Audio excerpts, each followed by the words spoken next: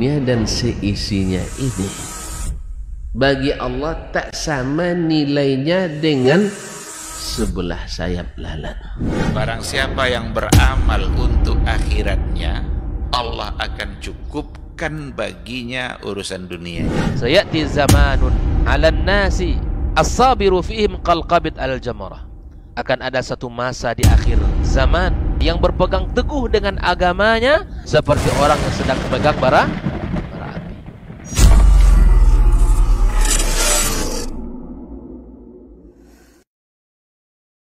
Baik. Bismillahirrahmanirrahim. Assalamualaikum warahmatullahi wabarakatuh. Alhamdulillahirabbil alamin. Wassalatu wassalamu ala asyrafil anbiya'i wal mursalin wa ala alihi wa ashabihi ajma'in, amma ba'd. Para pemirsa KMTV dimanapun antum dan antuna berada, juga generasi Urbani dimanapun berada, alhamdulillah bersyukur kita kepada Allah Subhanahu wa ta'ala atas limpahan rahmat dan karunia-Nya kepada kita bersama di hari ini. Kita bersalawat juga dan salam kepada Rasulullah sallallahu alaihi wasallam selaku uswah hasanah kita dalam kehidupan. Senantiasa kita bermohon salawat dan salam kita tersambung hendaknya kepada seluruh keluarga, kepada para sahabat-sahabatnya radhiyallahu anhum ajmain, dan juga kepada orang-orang yang berpegang teguh di atas sunnah-sunnahnya hingga hari kiamat kelak. Baik, para pemirsa KMTV dan juga generasi Urbani dimanapun antum dan antuna berada, senang sekali kita kembali berjumpa di Diktat, Dialog Keilmuan Islam bersama Ustadz. Dan alhamdulillah ketiga guru kita, narasumber kita sudah berkesempatan hadir di studio. Di momen Agustus ini bertepatan dengan kemerdekaan Republik Indonesia yang ke-80, kita mengambil sebuah tema, yaitu Merdeka Bermula Dari Sini. Ini seperti apa dan bagaimana nanti? Seperti biasa kita akan dengarkan masing-masing dari guru kita penjelasannya terkait tema, dan di sesi akhir jika waktu memungkinkan antum bisa bersoal jawab dengan melayangkan pertanyaan di 082174909911. Baik, untuk tidak memperpanjang mukaddimah, kita sapa dulu guru kita yang sudah hadir di studio untuk hari ini. Ada guru kita Ustaz Dr. Dasman Yahya Ma'ali LCMA Hafizahullah Ta'ala. Assalamualaikum Ustaz. Kabar baik Ustaz ya? Alhamdulillah. Wakher, kemudian ada guru kita juga Ustaz Dr. Hidayatullah Ismail LCMA Hafizahullah Ta'ala. Assalamualaikum Ustaz. Sehat Ustaz? Alhamdulillah. Kemudian ada guru kita Ustaz Dr. Helmi Basri LCMA Hafizahullah Ta'ala. Assalamualaikum Ustaz. Sehat Ustaz ya? Alhamdulillah. Baik, generasi Urbani dan pemirsa KMTV, untuk tidak memperpanjang mukaddimah, kita akan langsung saja mendengarkan materi kita untuk hari ini, Merdeka Bermula Dari Sini. Untuk kesediaan yang pertama kita minta dari guru kita Ustaz Dr. Dasman Yahya Ma'ali LCMA Hafizahullah Ta'ala. Falyatafadhal mashkur Ustaz. Nah.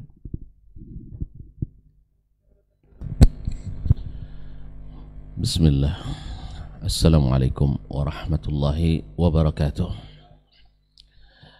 Innal hamdalillah nahmaduhu wa nasta'inuhu wa nastahdihi wa nastaghfiruhu wa natubu ilayh wa na'udzu billahi min shururi anfusina wa sayyiati a'malina may yahdihillahu fala mudilla lahu wa may yudlil fala hadiya lahu.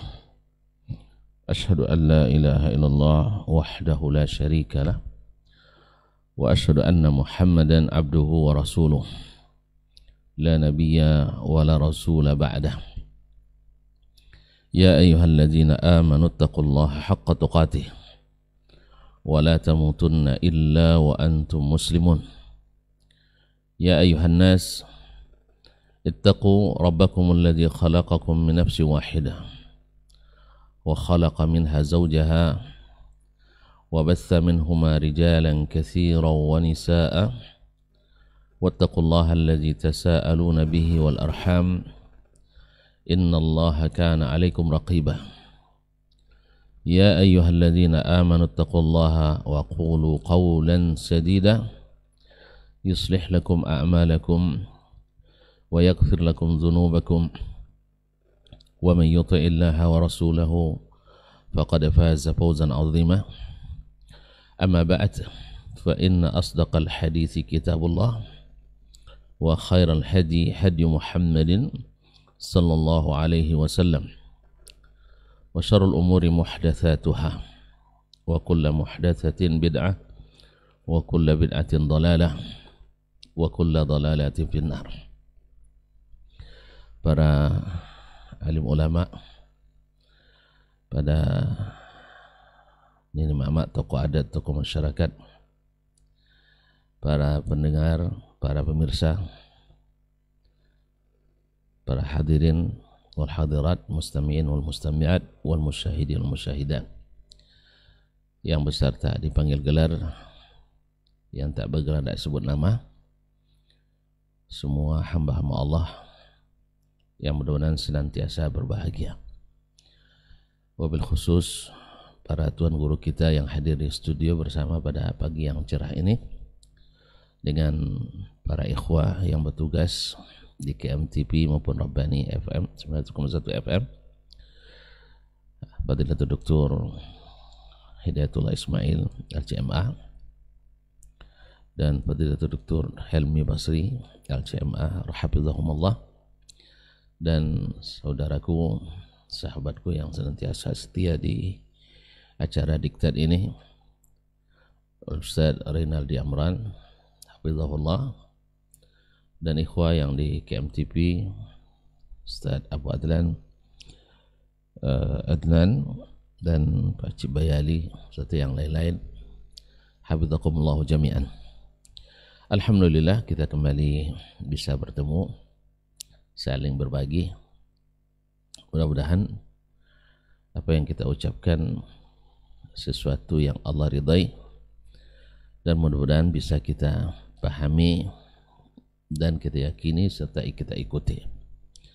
Rabbi syrah li sadri wa yassir li amri wahlul 'uqdatam min lisani yafqahu qawli. Para pemirsa, para pendengar yang dirahmati Allah SWT, alhamdulillah setiap tahun di bulan Agustus ini kita memperingati sebuah karunia dan anugerah yang besar sebagai rahmat dari Allah yang Maha Kuasa, seperti yang tertera dalam Piagam Jakarta, dengan rahmat Allah yang Maha Esa sampailah bangsa Indonesia kepada pintu kemerdekaan dan kebebasannya.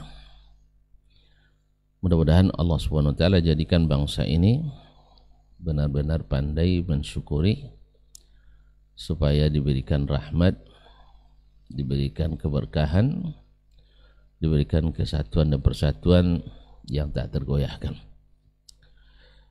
Maka pada hari ini kita angkat sebuah tema, merdeka itu bermula dari sini.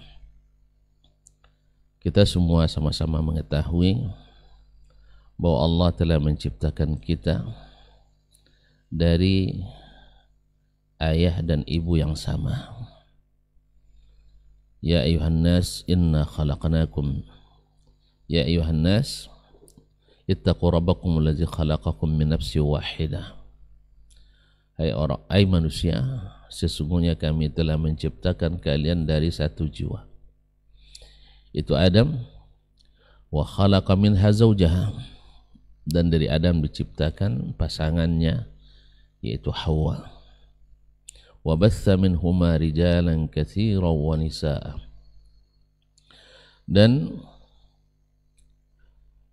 dia tebarkan, dia kembang biakkan dari keduanya banyak kaum lelaki dan banyak kaum perempuan, sehingga pada hari ini menempati dunia ini lebih kurang 7 miliar manusia yang bernyawa, belum lagi yang sudah mati dan meregang nyawa. Semoga Allah SWT berikan kepada yang sudah mendahului dari orang-orang beriman rahmat dan ampunan, dan semoga yang masih hidup Allah berikan hidayah dan taufik, baik yang muslim maupun yang belum Islam, semoga diberikan hidayah dan taufik untuk kembali ke jalan Allah SWT. Jadi pada asalnya manusia diciptakan Allah SWT sebagai manusia yang hanya tunduk kepada Allah Tabaraka wa Ta'ala. Dan inilah sebenarnya hakikat kemerdekaan itu. Di saat manusia tidak tunduk kecuali kepada yang berhak kita tunduk kepadanya, yaitu Allah Tabaraka wa Ta'ala. Bahwasanya manusia diciptakan mengakui ini, bahwa dia diciptakan dan sang pencipta itu ada. Ma min mauludin illa wa yuladu 'alal fitrah. Tidak ada satupun bayi yang dilahirkan kecuali dilahirkan atas fitrah. Fitrah di sini adalah al-Islam, yaitu agama Islam yang mengakui hanya Allah saja yang berhak untuk diibadati, yang berhak kita untuk menghambakan diri kepadanya. Asyhadu an la ilaha illallah wa asyhadu anna Muhammadar Rasulullah adalah rukun Islam pertama. Apa buktinya bahwa yang dimaksud dengan fitrah di sini adalah al-Islam? Hadis itu sendiri menjelaskan, fa'abawahu yuhawwidanihi, maka kedua orang tuanya lah yang menjadikannya Yahudi, au yunassiranihi, atau menjadikannya Nasrani, au yumajjisanihi, atau menjadikannya Majusi. Tidak ada dikatakan au yusallimanihi, tidak menjadikannya Islam, karena memang fitrahnya manusia mengakui adanya pencipta dan dia hanyalah Allah Tabaraka wa Ta'ala. Dan itu dulu yang berlanjut sampai diutusnya Rasul pertama Nabi Nuh alaihissalam. Kana nasu ala tauhid, manusia berada di atas tauhid, yaitu merdeka, tidak ada dijajah oleh lain-lain yang sebenarnya tak berhak untuk diberikan ketundukan kepadanya, tapi mereka akhirnya tunduk juga karena syaitan yang menyesatkan. Walakin asyaitana atau syayatin ijtalathum, syaitan yang memutar-mutar mereka, yang menipu mereka. Akhirnya mereka dari merdeka menjadi terjajah. Dari hanya tunduk kepada Allah, akhirnya tunduk ke berbagai kepentingan. Daraballahu mathalan rajulan fihi syuraka mutasyakisun wa rajulan salaman li rajul hal yastawiyani mathala qul alhamdulillah walakin aktsarahum la ya'lamun. Allah memberi permisalan seseorang yang dikuasai oleh beberapa orang yang saling berbantah, menarik kepentingan, dengan seseorang yang hanya dimiliki oleh satu tuan. Apakah keduanya sama? Pasti tidak. Maka alhamdulillah yang telah memberikan hidayah ini kepada kita, tetapi kebanyakan manusia tidak mengetahuinya. Kaum muslimin, kaum muslimat yang dirahmati Allah, para pemirsa, para pendengar yang dirahmati Allah Subhanahu wa Ta'ala, akhirnya manusia mulai dijajah, mulai atau tunduk, dikuasai oleh berbagai kepentingan, berbagai pemikiran, berbagai keadaan dan hal yang membuat mereka tidak lagi merdeka seperti pada asalnya mereka dicipta oleh Allah yang Maha Mencipta. Seiring dengan berubahnya ketundukan itu, berubah pula berbagai kepentingan, sehingga tidak sedikit dari hak-hak milik harus berpindah ke pemilikan. Tidak sedikit bangsa-bangsa menguasai bangsa-bangsa yang lain dengan kezaliman, dengan merampas, dengan mengambil paksa apa yang dimiliki oleh orang lain. Akhirnya mereka dengan segala kepentingan itu, berbeda keyakinan, berbeda kepentingan, akhirnya saling berperang di antara mereka. Maka disinilah Allah utus para nabi dan rasul untuk mengembalikan kemerdekaan mereka, untuk mengembalikan ketundukan dan kepentingan mereka kepada hanya beragama seperti yang Allah izinkan dan Allah inginkan. Maka beriman mereka yang beriman dan kufur mereka yang kufur. Itulah sebagai perjuangan orang-orang pembawa kebenaran yang dikepalai atau dipimpin oleh para nabi dan rasul. Mereka setiap saat, setiap masa harus berjuang, berjihad untuk merebut kembali kemerdekaan yang telah hilang dari umat manusia, mengembalikan mereka dari syirik yang menjajah kepada tauhid, dari aturan-aturan yang penuh dengan kezaliman kepada keadilan Islam. Karena tidak sedikit manusia dijajah secara fisik, secara psikis, dan secara pemikiran. Misalnya walaupun secara fisik dianggap sudah merdeka, tapi secara pemikiran masih terjajah. Walaupun secara ekonomi mungkin secara zahir berkembang, tetapi secara akidah mereka masih terjajah. Dan ini semua akan menyebabkan ketidakteraturan dan ketidakseimbangan, dan tidak terciptanya keadilan dan kemakmuran di atas permukaan bumi. Maka turun Nabi kita alaihi salatu wassalam, diturunkannya kepada wahyu Al-Quran dan wahyu As-Sunnah. Dari kekacauan yang terjadi di masa jahiliyah, beliau berhasil mengembalikan itu semua, memerdekakan mereka dari keterikatan kepada berhala-berhala, orang-orang soleh, atau barang-barang sakti, atau tempat-tempat angker, batu-batu, pohon-pohon, roh, arwah-arwah, hantu-hantu, dan sebagainya. Nabi kembalikan mereka supaya mereka bebas sebebas-bebasnya.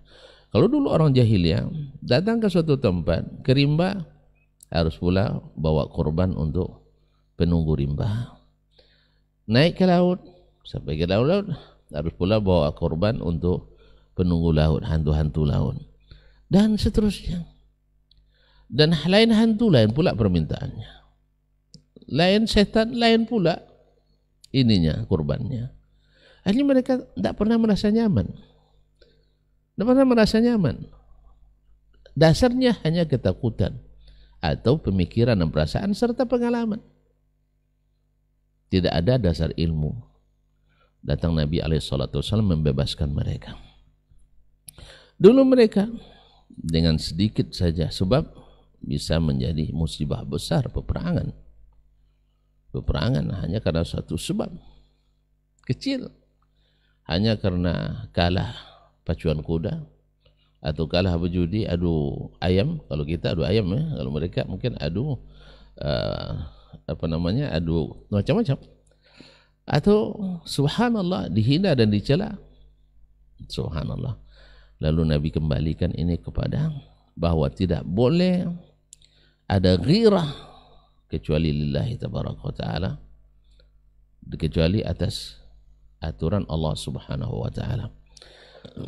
Inilah sesungguhnya kemerdekaan itu, ikhwan, di mana seseorang tidak memikirkan ketakutan, cinta, dan loyal kecuali hanya pada Allah subhanahu wa ta'ala. Dan alhamdulillah jadilah masyarakat di bawah didikan Nabi SAW sebagai masyarakat terbaik sepanjang sejarah. Tak ada terpecah mereka, tidak ada saling hasud dan hasad di antara mereka. Bahkan mereka mencintai seperti mencintai diri sendiri, mendahulukan saudara walaupun dalam kekurangan. Kalau kita dalam kelebihan pun masih nak makan saudara juga, dalam keadaan berlebih, ya. Kalau dihitung-hitung asetnya, tabungannya, sambil duduk angkat kaki, tidur makan saja dia, tidak habis. Tapi subhanallah, jangan coba-coba ambil sedikit pun dari apa yang dia miliki. Tapi itu di zaman sahabat tidak ada keamanan, hampir 0% kriminalitas, hampir, walaupun ada 0, sekian. Jadi ma'asyiral kiram dirahmati Allah, barangkali hanya sekedar untuk perbandingan, walaupun dengan segala kekurangan. Misalnya yang menerapkan kemerdekaan akidah, yang menerapkan kemerdekaan ibadah, yang menerapkan kemerdekaan pemikiran Islam, misalnya hari ini yang menjadikan dasar negaranya Al-Quran Sunnah, Arab Saudi. Terciptalah keamanan, diakui atau tidak, adalah nomor 2 paling aman sedunia. Ya, ada Kepulauan Solomon di Samudra India, penduduknya sebanyak orang kampung saya barangkali. Dan masuk ke negara itu pakai chip. Antum kalau membawa sesuatu bunyi barangnya, tambah ilegal. Nah, jadi oleh sebab itu memang ibaratnya satu RT saja atau satu desa. Nomor 2 adalah Arab Saudi dengan luas daratannya jutaan kilometer persegi. Itu sebagai tanda bahwa kriminalitas sangat rendah. Sebuah perbandingan sudah suatu studi oleh kriminologi dunia tahun 80-an memang. Itu 1 menit di kota Chicago, Amerika Serikat, angka kejahatan kriminalitasnya sama dengan 13 tahun di Arab Saudi. Kemudian kemakmuran, rezeki yang penuh berkah. Kerja mungkin agak malas-malas, etos kerjanya bukroh, banyak bukrohnya. Tapi subhanallah gajinya besar. Awak Masya Allah rajin luar biasa, pergi sebelum subuh, pulang hampir tahajud, tapi terima gaji tidak pernah cukup. Maka wallahu alam kaum muslimin dan muslimat yang dirahmati Allah SWT, ada beberapa hal yang hilang dari kita barangkali, yaitu kemerdekaan berakidah, kemerdekaan beribadah. Di zaman Nabi mengajarkan kita beribadah bebas hanya kepada Allah. Dan mengikut Nabi SAW, tidak ada keterikatan dengan siapapun kecuali Allah dan Rasul SAW. Terikat dengan Allah supaya kita ikhlas, terikat dengan Rasulullah supaya amal kita jelas. Karena kalau terikat yang lain berarti kita tidak bebas, tidak merdeka. Demikian akhlak dan adab, semuanya bermuara kepada kebebasan yang sesungguhnya, merdeka yang sesungguhnya, sehingga tidak ada orang harus merangkak menghadap syekh. Tidak ada orang setiap harus bertemu kiai harus salam tempel. Enggak ada. Enggak ada yang saya tidak kualat kalau tidak cium tangan syekh. Tapi semuanya bebas kita. Bebas dan berakhlak seperti yang diajarkan oleh Nabi SAW. Dan ini pula lah yang dulu yang menjadi pendorong gerakan perlawanan terhadap penjajah di negeri ini. Lihat. Dan hati kita ini disiram dengan darah para syuhada yang mengandangkan jihad fi sabilillah. Cuman aneh bin ajaib, banyak penerus bangsa ini curiga pula dengan kalimat jihad. Dan lebih aneh lagi orang-orang yang menyandang gelar-gelar keagamaan anti dengan kalimat jihad. Padahal jihad itu tidak semata-mata angkat senjata. Jihad itu tidak semata-mata dengan memakai tombak dan pedang. Jihad itu adalah menegakkan kalimat Allah supaya lebih tinggi. Dan jangan takut, mungkin tuan-tuan karena tidak tahu bahwa jihad itu adalah al-fath, adalah pembukaan, bukan istikmar seperti yang dilakukan oleh orang-orang barat terhadap negeri Islam. Islam melakukan futuhat. Futuh artinya membuka yang awalnya tertutup, yaitu membawa kemenangan yang awalnya mereka dijajah oleh bangsanya sendiri. Makanya ketika datang Nabi SAW ke negeri kaum musyrikin, waktu itu Makkah adalah negeri kaum musyrikin. Nabi petuahkan, Nabi perintahkan tak ada boleh darah yang tetes. Jangankan akan banjir darah, tak ada boleh ada darah yang menetes. Maka Nabi umumkan, siapa yang masuk ke rumahnya aman. Siapa yang masuk Masjidil Haram aman. Siapa yang masuk rumah Abu Sufyan aman. Masya Allah. Akhirnya jadilah setelah perang, setelah Nabi menguasai, Nabi SAW mengumumkan, "Madza taruna anni fa'ilun bikum?" Menurut kalian apa yang akan saya lakukan?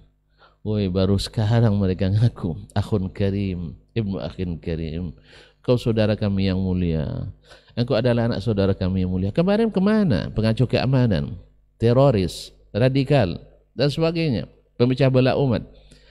Sebenarnya memecah belah itu ada mereka, tapi Nabi SAW datang menyatukan, datang menautkan, datang mengikat, menyatukan kembali dengan hak kemerdekaan yang hakiki, yaitu tidak ada tunduk kecuali kepada Allah, baik secara akidah maupun secara ibadah maupun secara muamalah. Inilah sebenarnya, dari sinilah bermula kemerdekaan itu. Bila ada ruh ini, maka kita akan pantang dijajah. Bila ada ruh ini, maka kita pantang direndahkan dan diremehkan. Bila ada ruh ini, kita pandang untuk terikat dengan mutlak kecuali kepada Allah Subhanahu wa taala. Dan alhamdulillah Allah sudah mengikat kita dengan ikatan yang kuat bahwa kita mesti taat kepada siapapun yang diamanahkan untuk memimpin kita. Jadi tidak ada kekhawatiran ketika Islam mengajarkan ketaat mutlak hanya kepada Allah dan Rasul. Artinya apa? Jangan khawatir para pemimpin kita bahwa berarti tidak boleh taat pada pemimpin. Justru Islam menjadikan taat kepada pemimpin adalah bagian tak terpisahkan dari akidah ini. Maka dalam kitab-kitab as-salaf selalu ada pembahasan tentang ta'atu wali al-amri. Dalam kitab-kitab hadis akan kita bahas. Bahkan Al-Quranul Karim dengan tegas Allah nyatakan, ya ayyuhallazina amanu athi'ullaha wa athi'ur rasul wa ulil amri minkum. Ya orang-orang beriman, taatlah kepada Allah, taatlah kepada Rasul, dan ulil amri di antara kalian.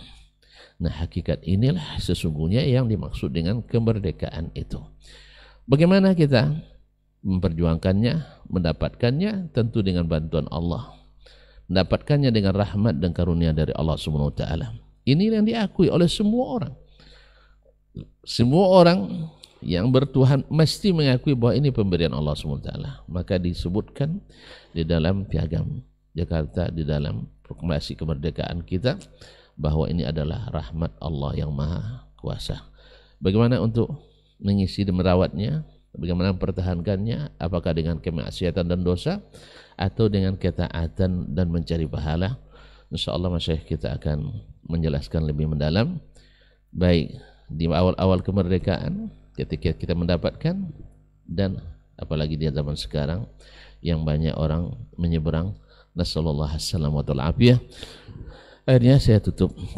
Ini yang dapat saya sampaikan, mudah-mudahan bermanfaat. Wassalamualaikum warahmatullahi wabarakatuh. Waalaikumsalam warahmatullahi wabarakatuh. Taib, barakallahu fiik. Jazakallahu khairan untuk pendahuluannya dari Merdeka Bermula dari sini. Dan kita akan dengarkan selanjutnya dari guru kita Ustaz Dr. Hidayatullah Ismail LCMA Hafizahullah Ta'ala. Falatawadzal masykur Ustaz. Bismillahirrahmanirrahim. Assalamualaikum warahmatullahi wabarakatuh. Alhamdulillahirabbil alamin, wassalatu wassalamu ala asyrafil mursalin nabiyyina wa habibina Muhammadin wa ala alihi wa sahbihi ajma'in. Qala ta'ala ya ayyuhalladzina amanu ittaqullaha haqqa tuqatih wa la tamutunna illa wa antum muslimun. Allahumma allimna ma yanfa'una wanfa'na bima 'allamtana wa zidna ilma. Para masyayikh, guru-guru kita yang kita muliakan, Gurunda Dr. Dasman Yahya Ma'ali LCMA dan Gurunda Dr. Ilmi Basri LCMA dan seluruh ikhwah yang hadir di studio, dan kepada seluruh pemirsa, pendengar, para penuntut ilmu, saudara-saudari kaum muslim dan muslimat yang mengikuti kegiatan kita pada pagi ini. Bersyukur kita kepada Allah Subhanahu wa ta'ala. Allah kembali bukakan pintu-pintu kebaikan kepada kita, di mana pagi ini kita berbincang tentang ilmu yang semoga menyegarkan hati dan meningkatkan keimanan kita. Karena sesungguhnya nutrisi iman itu sangat penting dalam diri kita, dan bekal ilmu itu sangat utama dalam perjalanan kita, karena ilmu jauh lebih kita butuhkan dari sekedar makan dan minum. Semoga kegiatan ini, acara ini, baik yang hadir di studio maupun yang mengikutinya, Allah berikan keikhlasan. Semoga kita mendapatkan kebaikan dan balasan yang setinggi-tinggi di sisinya. Salawat dan salam semoga senantiasa kita ucapkan untuk junjungan kita, kekasih kita Muhammad sallallahu alaihi wasallam. Semoga kita diberi taufik oleh Allah untuk bisa meniru dan mencontohnya serta meneladaninya, dalam seluruh aspek kehidupan kita, termasuk di dalam pembahasan dan tema kita pagi ini, bagaimana cara kita mensyukuri nikmat kemerdekaan ini, dan semoga kita bisa dikumpulkan bersamanya nanti di hari kiamat kelak.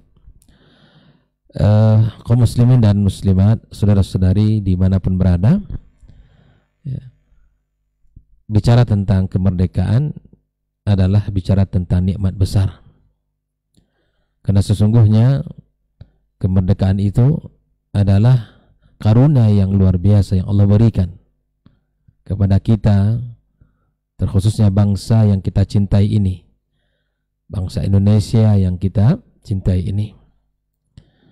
Dengan segala perjuangan para pendahulu kita, meneteskan air mata dan menumpahkan darah mereka berjuang dengan segala kemampuan dan segenap kekuatan mereka di masa itu, sehingga anak cucunya, generasi penerusnya menikmati apa yang kita rasakan hari ini. Tapi apakah kenikmatan yang kita rasakan ini tidak kita rawat dan tidak kita jaga? Tentu tidak. Kita punya tanggung jawab besar dan kita punya amanah yang tinggi dari Allah Subhanahu wa taala agar kita jaga dan kita pelihara nikmat yang Allah berikan kepada kita ini. Allah berfirman, la in syakartum la azidannakum wa la in kafartum inna adzabi lasyadid. Jika kalian bersyukur pada Allah, Allah tambahkan nikmat ini. 80 tahun kita merdeka dari segala penjajahan, ya, dari seluruh penjajahan. Alhamdulillah, sungguh waktu yang sangat lama, alhamdulillah.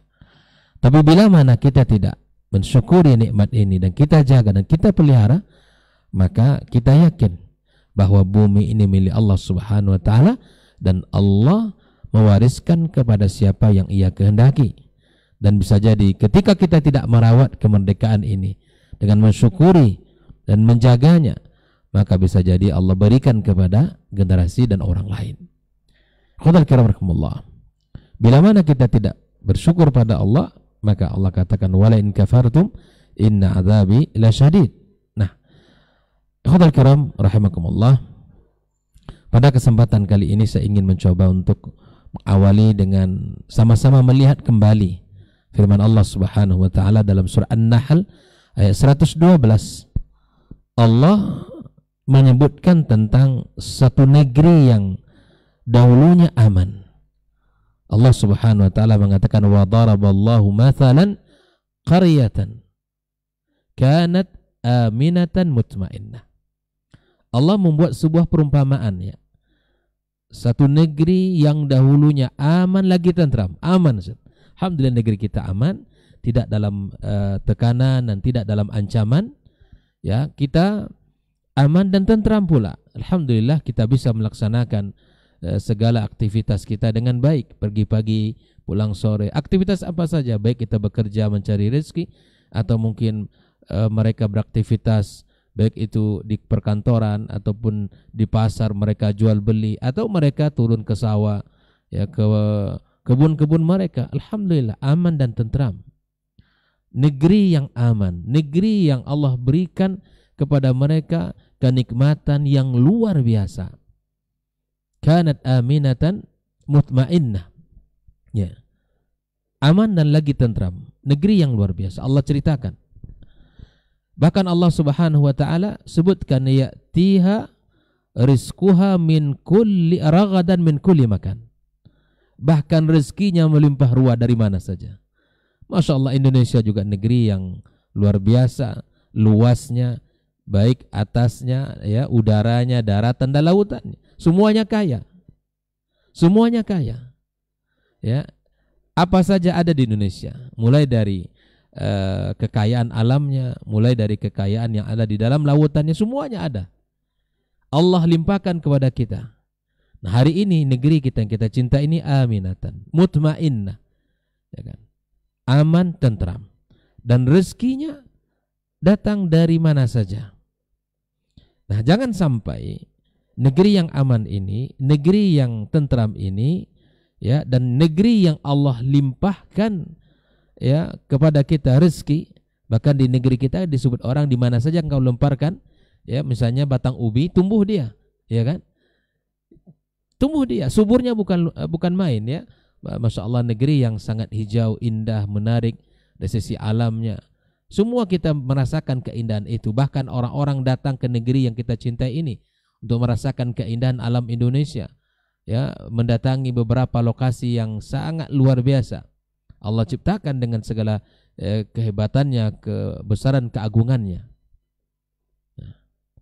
Nah, negeri ini penduduknya tidak pandai bersyukur kepada Allah Subhanahu wa taala. Tidak pandai menjaga kenikmatan yang Allah berikan kepada mereka. Ya, negeri ini kemudian ya Allah sebutkan fakafarat bi'an'umillah. Mereka apa? Mereka mengkufuri nikmat Allah Subhanahu wa taala.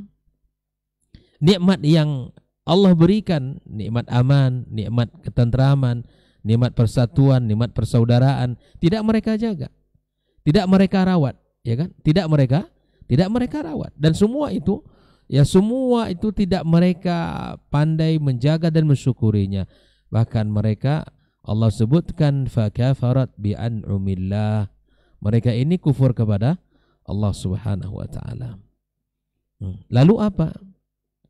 Fa'adzaqahullah libasal ju' wal khauf. Allah timpakan kepada mereka kelaparan dan rasa takut yang luar biasa. Bima kanu yasnaun. Nah, inilah saya mengajak kepada seluruh masyarakat dan seluruh kita yang ada di negeri yang kita cintai ini agar kita jaga dan rawat nikmat kemerdekaan ini. Nah, tentunya seperti apa kita merawat dan menjaga nikmat yang Allah berikan kepada kita ini? Maka satu adalah yang pertama, kita harus menyadari bahwa kemerdekaan ini adalah hadiah dari Allah Subhanahu wa taala yang patut kita syukuri bersama. Kita syukuri Allah Subhanahu wa taala, kita puji Allah dengan cara bagaimana? Kita tegakkan syariatnya, kita hidupkan sunnah-sunnah nabinya sallallahu alaihi wasallam di muka bumi ini. Kita dakwakan kebenaran, jangan mengundang murka Allah Subhanahu wa taala. Maka inilah yang pertama, kita syukuri nikmat kemerdekaan. Berawal dari mana? Berawal dari menjaga akidah dan tauhid kita. Menjaga akidah dan tauhid kita. Ya, maka ketika kita menjaga kemerdekaan ini berawal dari menjaga akidah dan tauhid kita, insya Allah Allah akan berikan kepada kita kelanggengan kenikmatannya. Allah Subhanahu wa taala akan jaga negeri ini. Lihatlah, negeri yang tandus, yang hanya padang pasir, panas, kering kerontang, ya kan? Tapi mereka beriman kepada Allah Subhanahu wa taala. Mereka bertakwa kepada Allah Subhanahu wa taala. Apa yang Allah hadirkan? Allah telah janji dalam firman-Nya, andaikan satu penduduk negeri beriman dan bertakwa kepada Allah Subhanahu wa taala, maka akan Allah bukakan barakat, keberkahan yang banyak. Kita tahu bahwa negeri yang hari ini Masya Allah rata-rata Timur Tengah, yang belum lagi Uni Emirat Arabnya, ya, belum lagi dengan Arab Saudinya, dengan Kuwait dan seterusnya. Allah hadirkan terus nikmat demi nikmat. Allah jaga, ya, Allah berikan kemakmuran kepada mereka. Arab Saudi tak habis-habis, ya, kenikmatan yang Allah hadirkan. Ya, dan banyak lagi penemuan-penemuan baru yang ternyata itu sebagai bentuk kekayaan yang Allah hadirkan. Belum lagi minyaknya. Ya, siapa sangka padang pasir yang tandus itu ternyata di situ menyimpan minyak yang sangat banyak, dan itu sangat bermanfaat bagi bangsa tersebut. Ya, saya sempat diceritakan sama kawan, ya, bahwa di awal-awal 70-an ternyata orang-orang Indonesia yang tinggal di sana itu ditawari untuk menjadi penduduk sana. Tapi mereka nggak mau. Kata mereka apa? Apa yang kami harapkan dari negeri yang tandus, kering, kerontang, tidak ada yang namanya perekonomian di sana. Tapi ternyata, ya, setelah berapa lama, kemudian di tahun 80-an ke atas, ternyata Allah kemudian, ya, berikan kepada mereka nikmat yang luar biasa. Apa yang kita lihat hari ini dari hasil alam mereka, hasil ya minyak bumi mereka yang Allah hadirkan sehingga mereka merasakan kenikmatan, kemakmuran yang luar biasa, kesejahteraan yang sangat tinggi. Nah, ikhwafillah rahimakumullah. Maka cara kita menjaga nikmat kemerdekaan ini ya bermula dari mana? Bermula dari kita menjaga keimanan kita dan tauhid kita. Menjaga keimanan kita. Ya, lihatlah Bilal ibn Rabah radhiyallahu taala anhu adalah manusia yang merdeka dari penghambaan manusia, penghambaan berhala. Berawal dari mana? Keimanan kepada Allah Subhanahu wa taala. Allah merdekakan. Umar bin Khattab radhiyallahu taala, Umar ya, yang dahulunya Masya Allah tunduk dengan tradisi jahiliyah. Tapi kemudian setelah keimanan Allah berikan kepadanya, menjadi seorang pribadi yang luar biasa. Ya, bermanfaat, bahkan ya dengan masuk Islamnya Umar, maka kemudian Allah naikkan, ya tinggikan izahnya umat Islam ini. Nah, inilah kalau kita ingin menjaga nikmat kesyukuran, nikmat kemerdekaan ini bermula dari mempertahankan akidah kita, mengokohkan keimanan kita, ya, dan kemudian menjaga sunnah-sunnah Nabi kita alaihi salatu wassalam. Alhamdulillah di negeri yang subur ini, ya, kita Allah berikan para ulama, para ahli ilmu, dan kita bisa menikmati indahnya Islam, belajar dari sumber-sumber yang telah diturunkan Allah Subhanahu wa taala, dari sumber yang murni Al-Qur'anul Karim dan sunnah Nabi kita alaihi salatu wassalam. Maka ini harus yang pertama yang kita lakukan, ya, bahwa menjaga kesyukuran dengan mempertahankan tauhid dan akidah kita, dengan menjaga kemurniannya. Jangan kita campur adukkan kesyirikan. Dan hati-hati, ini sudah mulai banyak ini, ya, misalnya di dalam cara orang dalam menunjukkan cara mensyukuri kemerdekaan ini. Jangan sampai kita menggadaikan akidah dan tauhid kita. Ya. Ada orang yang mungkin kalau bisa kita kotak-kotakkan cara mensyukuri nikmat kemerdekaan bermacam-macam. Ada masyarakat yang melakukan perayaan masyarakat dengan cara panjat pinang, mungkin melakukan permainan rakyat, ya, dengan cara macam-macam gitu. Ya, yang penting ikhwatul kiram, jangan sampai di dalam menjalankan, mengekspresikan rasa syukur kita kepada Allah tergadaikan akidah dan tergadaikan agama kita. Ya. Atau misalnya di sebagian adat-adat satu suku atau bangsa atau daerah, misalnya cara mensyukurinya mempersembahkan sesuatu yang itu mengundang murka Allah Subhanahu wa taala, membuat sesajen atau memotong hewan, lalu kemudian ini wujud kesyukuran atas nikmat kemerdekaan, lalu hewan dipotong, kepalanya dibuang ke laut dan kemana saja, ke lembah. Seperti yang dikatakan guru kita tadi, beda setan beda permintaan. Kalau setannya suhu, ya suhu pula menjadi maharnya kan. Ya. Jadi jangan sampai ini kita gadaikan dengan tujuan cara kita dengan cara kita menjaga mengekspresikan nikmat kemerdekaan ini. Maka cara yang paling tepat adalah dengan menjaga akidah kita, memagarnya. Jangan sampai dicampur adukkan agama yang mulia ini dengan kesyirikan. Jangan sampai seperti yang dikatakan Allah tadi, fakafarat bi an'umillah. Jangan sampai seperti yang mereka lakukan itu. Kufur dengan nikmat-nikmat Allah Subhanahu wa taala. Bertahun-tahun Allah berikan nikmat kemerdekaan, aman, tentram, sejahtera. Tapi kita lupa bahwa Allah Subhanahu wa taala yang memberikan itu semua, sehingga adat istiadat pun dilakukan, ya, adat-adat yang menyimpang atau adat-adat yang melanggar syariat pun dilakukan atas nama, biasanya apa Ustaz Elmi? Banyak kali bahasa-bahasanya, ya, menjaga tradisi, budaya, macam-macam. Tapi segala hal yang bisa merusak, menodai kemurnian tauhid kita tinggalkan.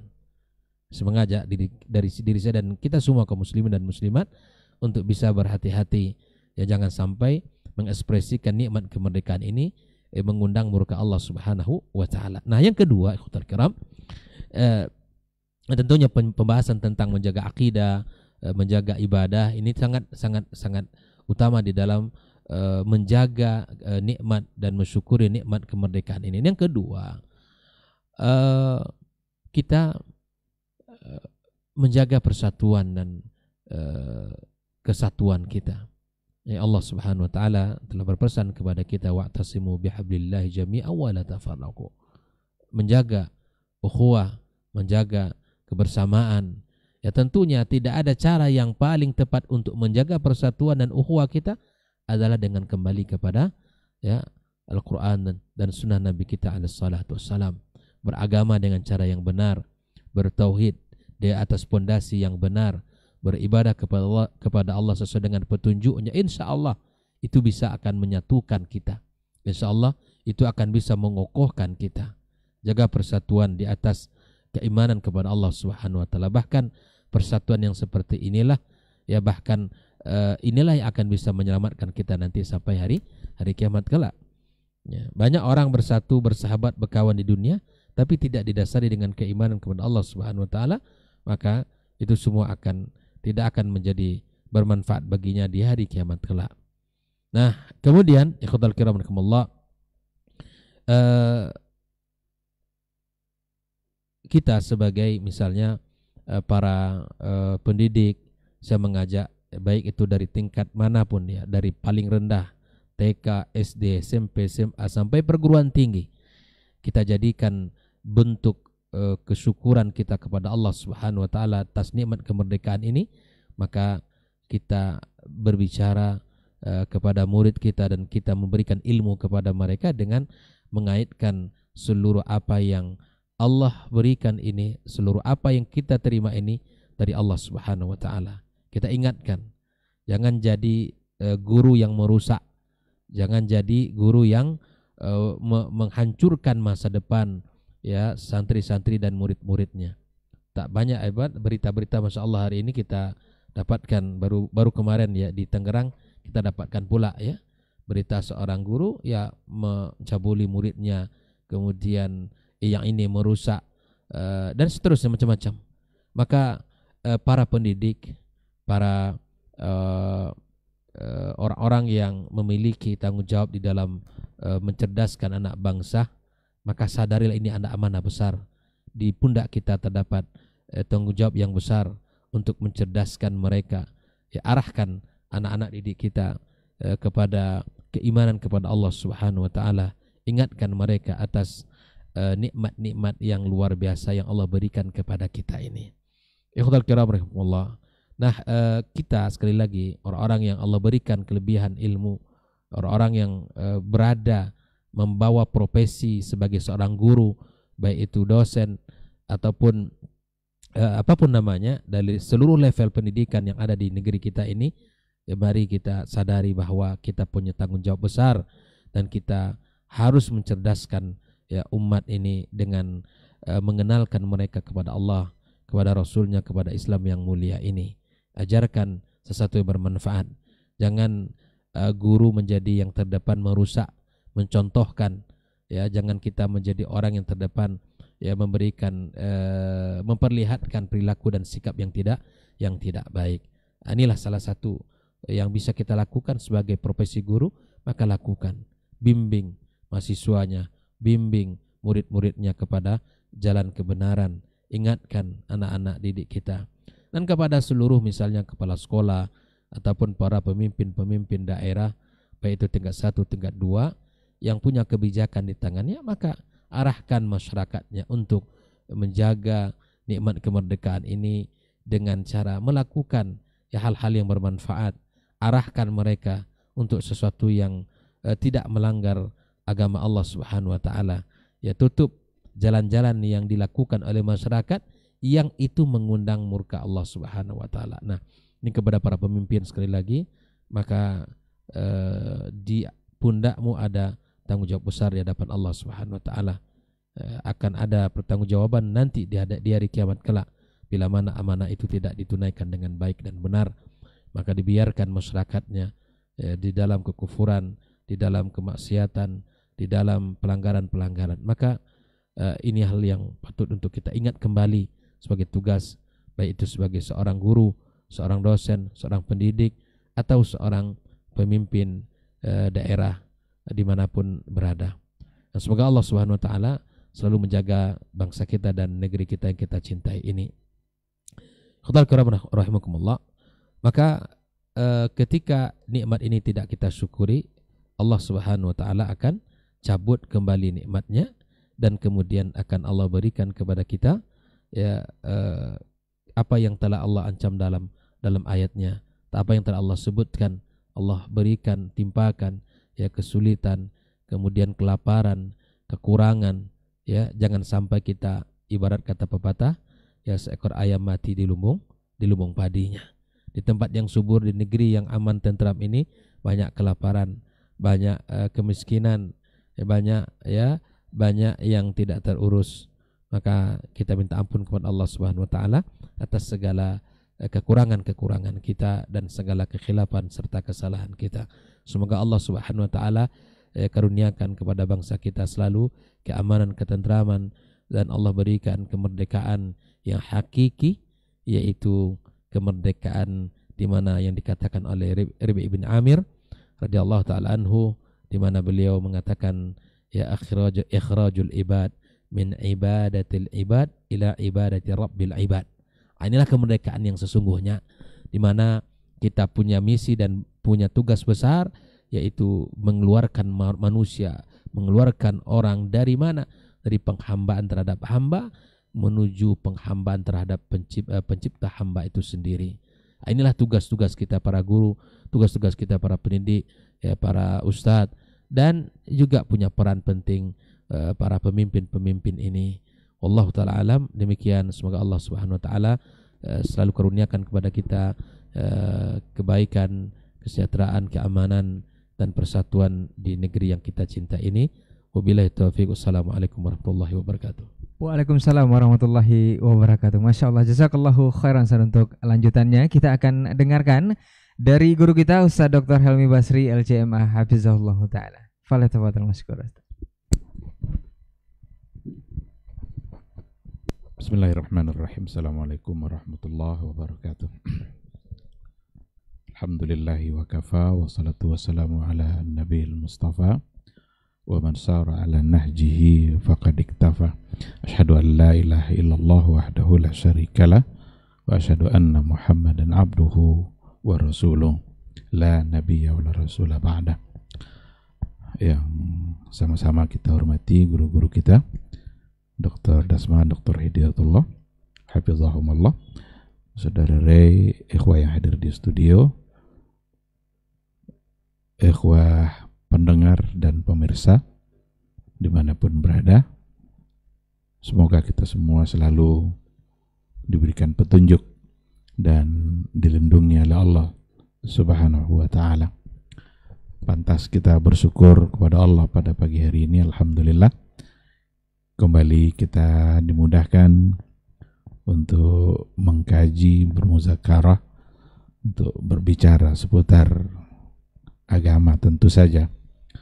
Mudah-mudahan ini adalah sesuatu yang bisa mendatangkan manfaat, bisa menambah ilmu dan wawasan, dan mudah-mudahan dengan ilmu yang kita miliki Allah berikan kita semangat untuk istiqamah berada di atas ilmu itu. Salawat dan salam kita berikan pula untuk Rasulullah Sallallahu Alaihi Wasallam, manusia yang paling mulia yang pernah ada di muka bumi Allah, yang datang membawa sebuah risalah. Yang risalah itu kalau kita ikuti membuat kita menjadi mulia pula. Tidak ada yang rusak celahnya, tidak ada celah untuk kekurangan pada risalah yang telah beliau bawa. Semua sudah disampaikan.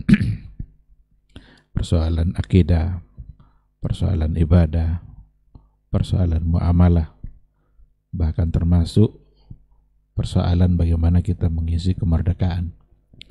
Yang kalau seandainya risalah itu kita ikuti, khususnya sesuai dengan tema kita, bagaimana cara mengisi kemerdekaan, maka yakinlah keberkahan akan silih berganti datang dari Allah Subhanahu wa ta'ala.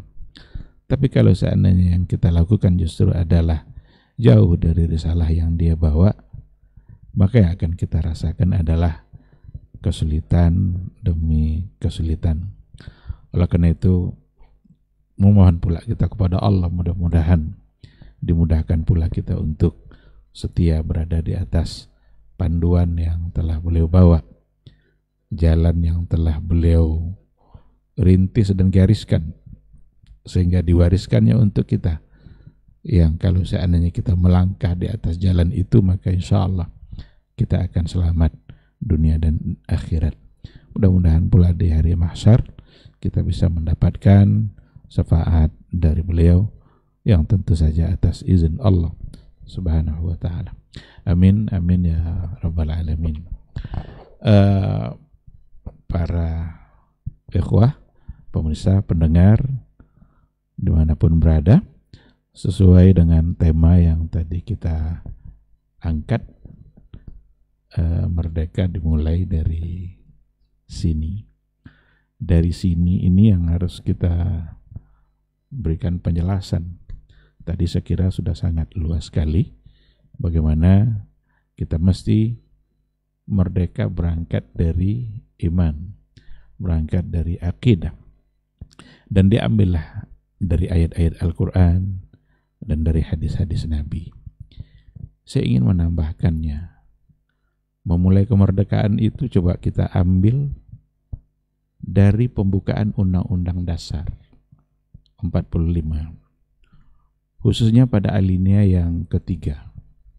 Itu kalau seandainya didalami secara baik, dan tentu saja pemimpin-pemimpin kita, petinggi-petinggi kita sangat memahami itu.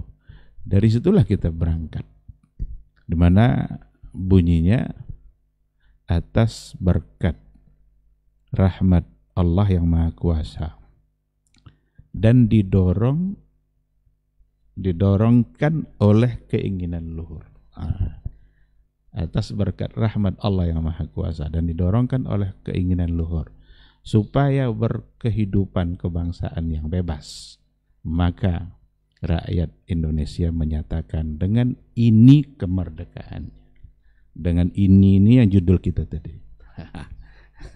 Merdeka dimulai dari sini. Di situ maka dengan ini menyatakan kemerdekaannya. Ini ada pada alinea ketiga.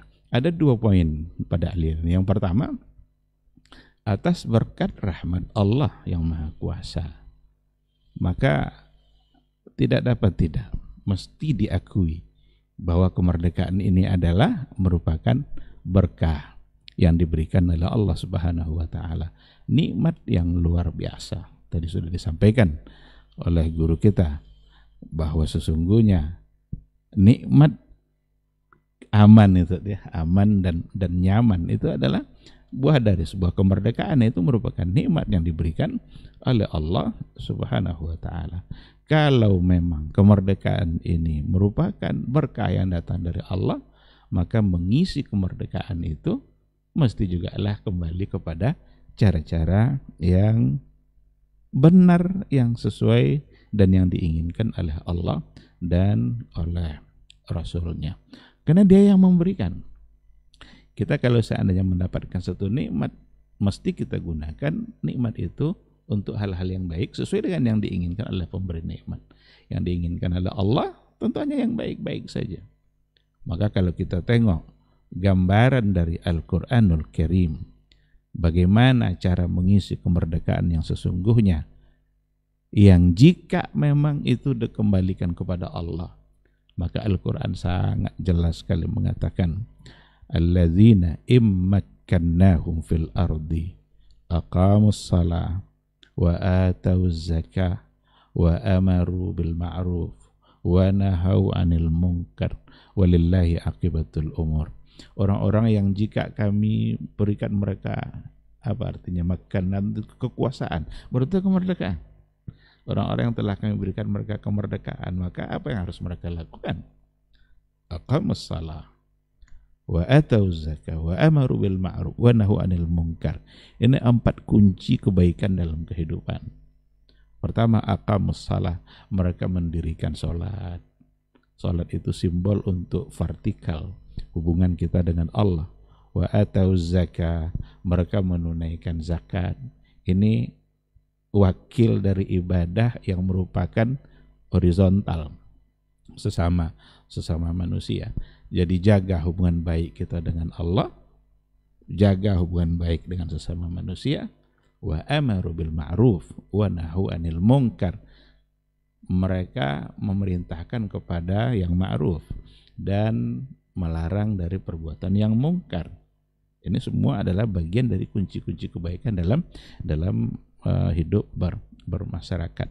Maka Rasulullah Shallallahu Alaihi Wasallam ketika Fathu Makkah, ditaklukkan kota Makkah, apa yang dia lakukan? Yang inilah yang dia lakukan. Dia mengerjakan duha, itu kan jadi landasan nih, kan berapa rakaat sholat duha itu kan ada pada yang dilakukan oleh Nabi itu setelah terjadinya penaklukan kota Makkah. Karena memang Allah yang mengajarkan seperti itu. Dia yang pertama mengamalkannya, dan kita semua adalah umat Dia. Orang-orang beriman kepada Allah adalah umatnya Rasulullah Sallallahu Alaihi Wasallam, yang kalau seandainya mendapatkan kemerdekaan, maka inilah yang harus mereka lakukan. Oleh karena itu, sekarang ini, bulan-bulan ini, kalau memang bulan ini bulan kemerdekaan, khususnya pada 17 Agustus, yang paling ramai itu sesungguhnya adalah di masjid. Jadi bukan di pantai-pantai, bukan di hotel-hotel, bukan di mana, tapi di masjid. Subuh 17 itulah yang harus paling ramai masjidnya nanti, karena memang itu adalah hari di mana kita merdeka, dan bukan hanya untuk hari itu saja. Karena kita merdeka bukan hanya hari itu. Tapi kan kita sudah merdeka katanya 80 tahun. Berarti ini yang ke-80. Maka seharusnya 80 tahun ini adalah merupakan hari di mana masjid mesti dimakmurkan. Zakat jangan dianggap sepele. Konsep zakat inilah yang paling tepat untuk mengentaskan kemiskinan, untuk meningkatkan kesejahteraan rakyat, bukan hal-hal yang lain. Ini kadang soal zakat kadang diabaikan, malah yang lain yang diangkat-angkat terus, pajak dan lain sebagainya. Ini tanah kalau 2 tahun tidak 2 tahun tidak dikelola, katanya mau diambil oleh negara. Ini bukan cara menyelenggarakan ini. Kita boleh aja mengkritik. Lalu mau diserahkan pula kepada ormas. Ormas mana yang mau mengambil tanah? Kenapa bukan pemilik tanah itu aja yang dikasih modal kalau mau dikelola? Jadi jangan diambil tanah rakyat lalu diserahkan ke ormas. Enggak, pemiliknya kasih modal suruh tanam. Kan selama ini enggak dikelola kan karena enggak ada uang. Jadi memang harus banyak hal yang harus dikritis. Jadi kembalikan kepada Al-Quran dan kepada hadis Nabi, karena memang dasar kita itu. Dan ketika disebutkan dalam pembukaan undang-undang, berarti itu kan pengakuan secara general itu, tanpa pandang agama malah. Karena memang yang merdeka Indonesia itu kebanyakan pahlawan-pahlawan kita adalah mereka-mereka yang muslim, mereka-mereka yang beragama Islam dengan semangat jihad itu. Tengok Bung Tomo di Surabaya, ungkapan Allahu Akbar itu yang membuat semangat jihadnya muncul. Lalu jangan sampai umat Islam justru menjadi orang dipinggirkan pula di negara yang dimerdekakan oleh mereka-mereka yang beragama Islam. Itu dianggap teroris, dianggap sadis, nanti macam-macam tuduhan. Itu hanya akan menjauhkan kita dari keberkahan yang diberikan oleh Allah Subhanahu wa taala. Maka merdeka itu sendiri adalah berkah dari Allah. Bagaimana cara mempertahankan kemerdekaan agar keberkahan itu bertahan lama? Ini kan merdeka itu berkah. Berarti mempertahankan keberkahan. isilah dengan cara-cara yang bisa mendatangkan keberkahan. Jangan sebaliknya. Ini kadang lomba menggendong istri. Mengisi 17 itu lomba gendong istri, salah angkat pula, rupanya bukan istri dia. Sekarang tutup mata pula sambil gendong, lalu istri saya mau diangkatnya. Ada bapak-bapak lomba bola pakai daster. Kalau bolanya ini tidak apa-apa, kalau dasternya, ini kan Rasul sendiri yang mengatakan laknat kan. Allah melaknat al-mutasabbihati minar rijal wal mutasabbihina minan nisa. Allah melaknat kaum laki-laki yang seperti perempuan, dan melaknat pula kaum perempuan yang berbuat seperti laki-laki. Berarti kalau ada bapak-bapak pakai daster, itu berarti sudah masuk kepada mutasabbihat. Mutasabbihina minar rijal. Nah, berarti kalau Rasul membahasakan laknat itu kan lawan dari keberkahan. Berarti itu akan mendatangkan laknat. Kalau mendatangkan laknat berarti menjauhkan kita dari keberkahan itu sendiri. Macam-macam kita tengok. Sesuatu yang sangat jauh dari etika, dari adab. Suami istri bawa balon letakkan di perut, nanti antar balon sampai ke sana. Gimana cara balon biar enggak turun? Enggak pecah. Ini apa yang akan didapatkan dari sini selain daripada hanya tertawa dan tertawa itu sendiri kerja setan yang mutakakih yang terbahak-bahak. Kita bukan tidak boleh tertawa, tapi bukan seperti yang dilakukan oleh setan. Nah, jika ini yang dipertahankan berarti kita melupakan yang alinea yang ketiga tadi. Padahal kita sudah mengaku semuanya bahwa ini semua atas berkat dari Allah subhanahu wa ta'ala, rahmat dari Allah yang maha kuasa. Poin yang kedua yang ada pada alinea tadi, dan didorongkan oleh keinginan luhur. Ini keinginan luhur ini kalau kita bahasakan kepada bahasa agama, an-niyatus salihah. Niat yang saleh. Ini sudah diberikan oleh Allah, sekarang mesti ada niat yang baik dalam mempertahankan keberkahan. Semua masyarakat Indonesia, rakyatnya, pemimpinnya, siapa saja, mesti punya niat yang lurus, niat yang ikhlas, niat yang luhur untuk mempertahankan kemerdekaan, mengisi kemerdekaan, karena itu artinya niat yang tulus untuk mempertahankan keberkahan yang diberikan oleh Allah Subhanahu wa ta'ala. Bukan untuk kepentingan diri. Maka perlu juga kita sekali-kali bertanya tentang ketulusan ini. Sejauh mana ketulusan para pejabat dalam mengurus negara ini? Sejauh mana ketulusan niat yang baik para pejabat untuk mengentaskan korupsi, umpamanya, kemiskinan dan lain sebagainya, menghindarkan dari rasa lapar, dari rasa takut. Padahal ayat Al-Quranul Karim kalau kita tengok, memang Islam ini datang untuk menghindarkan kita dari dua tadi. Amanahum min khauf, amanahum min ju', at'amahum min ju' wa amanahum min khauf. Aman dari rasa takut, kemudian aman dari rasa lapar. Kalau dua ini sudah hilang, insya Allah masyarakat akan nyaman. Kenapa begini-begini ini? Karena banyak yang lapar. banyak yang enggak cukup. Siang dapat makan, malam enggak. Malam makan, pagi enggak ada. Terus gimana mau nyaman? Ibadah orang juga akan menjadi nyaman kalau seandainya dia sudah terurus yang satu ini. Maka luar biasa itu gambaran dari Al-Quran. Ayat yang tadi itu kan juga hubungannya sama itu. Lapar satu harus dihilangkan, rasa takut satu. Rasa takut itu simbol daripada bagaimana kita berakidah.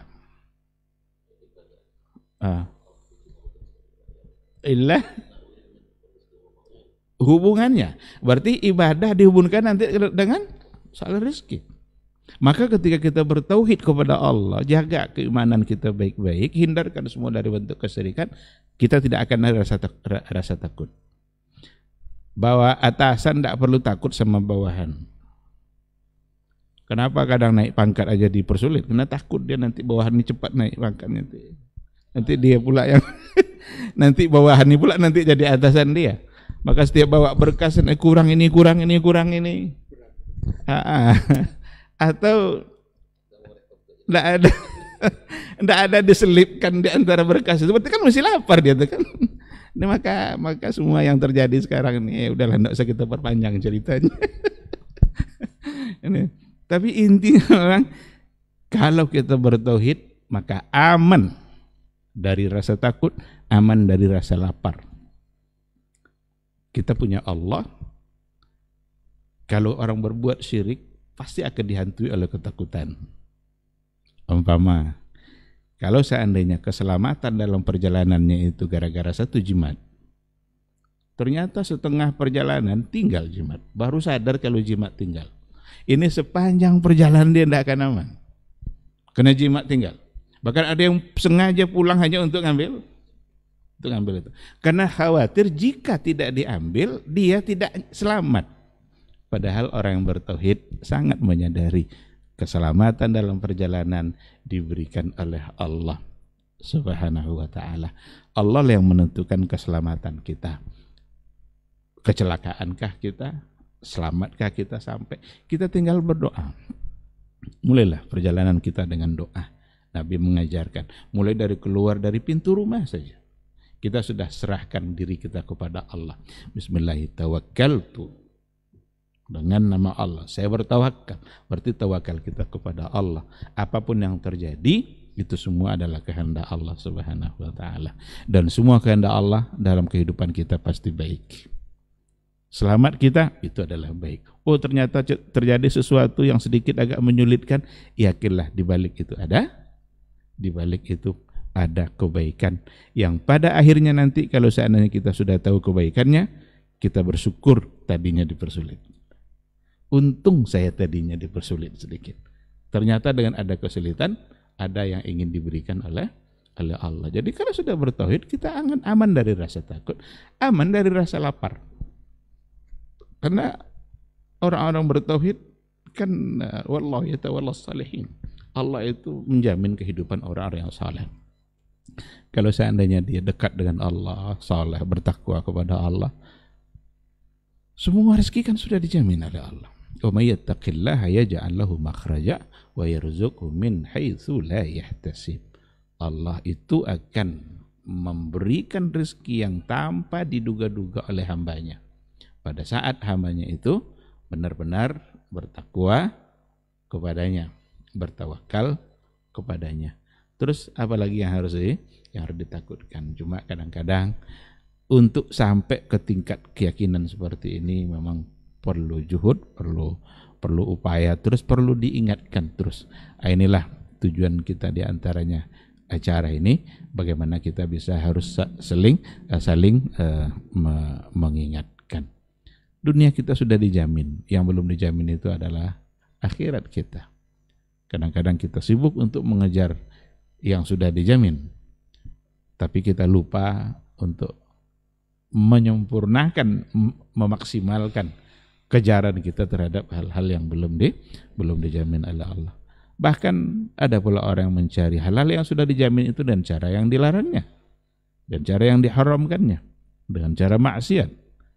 Padahal untuk mendapatkan sesuatu yang diberikan oleh dia yang dimaksiatinya tadi itu. Oleh karena itu sekali lagi mari sama-sama kita renungkan, karena kemerdekaan ini adalah berkat rahmat yang diberikan oleh Allah Subhanahu wa ta'ala, maka tidak ada jalan lain untuk mempertahankannya kecuali dengan melaksanakan, mengisi dengan perkara-perkara yang baik yang diridhai oleh Allah dan oleh Rasulnya. Dengan cara itulah akan bertahan keberkahan itu dalam kehidupan bernegara. Tapi kalau seandainya tidak, Justru Islam kadang menjadi sesuatu yang diperolok-olokkan, atau sesuatu yang dicurigai, sesuatu yang dianggap tidak apa namanya itu, tidak berkemajuan, kolot, primitif dan lain sebagainya. Itu hanya bahasa-bahasa orang yang tidak mengerti dengan sejarah. Kita harus mengerti dengan sejarah kita sendiri, karena di dalamnya ada jati diri. Baik, saya kira ini mungkin yang bisa saya sampaikan. Mudah-mudahan bermanfaat. Terima kasih. Subhanakallahumma bihamdika asyhadu an la ilaha illa anta astaghfiruka wa atubu ilaik. Assalamualaikum warahmatullahi wabarakatuh. Waalaikumsalam warahmatullahi wabarakatuh. Masya Allah, jazakallahu khairan Ustaz untuk materi kita di kesempatan hari ini mengenai merdeka bermula dari sini. Mudah-mudahan kita bisa mengambil pelajaran dari apa yang disampaikan oleh guru-guru kita tadi, bahwa memang merdeka sejatinya adalah membebaskan diri kita dari penghambaan kepada selain Allah Subhanahu wa Ta'ala, dan menjaga serta mensyukuri nikmat kemerdekaan yang kita dapat saat ini. Taib, Ustadz, kita jawab. Ada satu pertanyaan di nomor WhatsApp kita 082174909911. Assalamualaikum warahmatullahi wabarakatuh. Ustadz mau bertanya, bertepatan dengan momen kemerdekaan yang katanya sudah 80 tahun ini, bolehkah kita mengkritik atau memberikan nasihat bahasanya Ustadz kepada pemerintah yang saat ini sudah semakin Ustadz? Sebagai rakyat, contoh rekening dan tanah yang tidak digunakan dalam jangka waktu tertentu katanya akan menjadi hak milik dan diambil oleh pemerintah. Belum lagi carut marut ekonomi saat ini Ustadz. Apa kita benar-benar sudah merdeka Ustadz? Apakah boleh kita mengkritik penguasa dan berontak untuk hal dan kondisi seperti ini? Barakallahu fiik Ustadz untuk nasihatnya. Nah Ustadz.